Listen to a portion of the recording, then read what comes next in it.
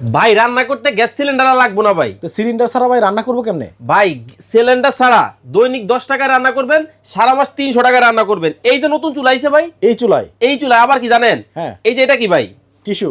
এই টিস্যুর উপর রান্না করবো, কিন্তু আগুন লাগবে না ভাই টিস্যুতে। এই একটা পাতিল বসাই দিয়ে আজকে পানি গরম দিয়ে দিব ভাই। এই যে পানি আছে না, আচ্ছা আচ্ছা, এই যে দেখেন পানি, নরমাল পানি, ঠান্ডা হাতে ধরছি। এই পানিটা আমি এখন গরম করবো ভাই এই চুলার মাধ্যমে।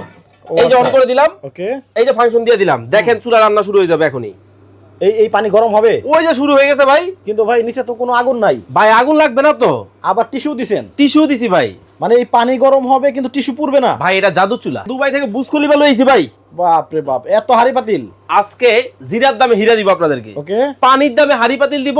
গ্যাস সিলিন্ডারের একটার দাম 3000 4000 টাকা, আবার খুঁজতে হয় 3 জন লাগে, সব বাদ দিয়ে দিবেন। এইরকম একটা শুধু নিয়ে চুলা নিয়ে নেবেন। এই যে দেখেন এখন আমি পাতিলটা কি করবো জানেন, সরাই দিব।